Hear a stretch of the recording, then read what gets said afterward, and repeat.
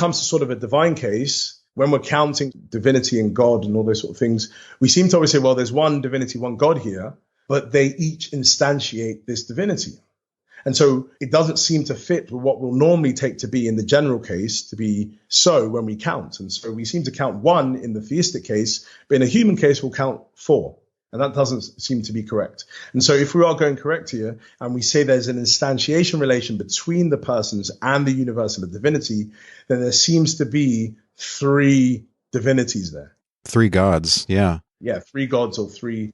Yeah. And it's clear from my previous conversations with you and reading your work that you want to hold to a very traditional concept of essence, where it's a kind essence. It's because the individual has that it's a thing of a certain kind. So it's because this individual has the essence, humanity, that she is a human.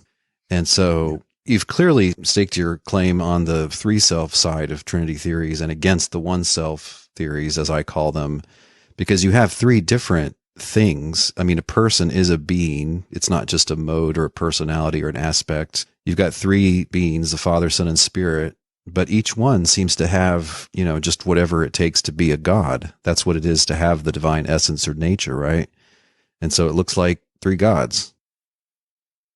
Yeah, so I, in this specific paper and the other one as well, I would always say yes. I mean, if we're talking about gods, we would always need to specify what our usage of it and the sense that we're sort of using it. So I would say yes, definitely in the predicative sense, there are three gods. In the nominal sense, no, because there's only one ultimate fundamental thing.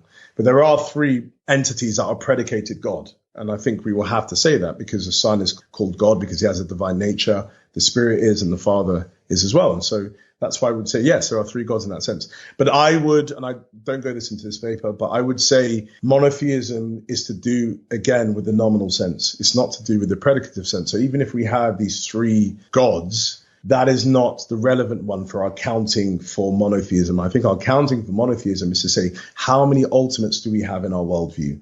Do we have one or do we have three? I'm clearly trying to say, because of this understanding of the Trinity, we have one ultimate thing, the Father. And so monotheism is relevant to that, even though there are three gods.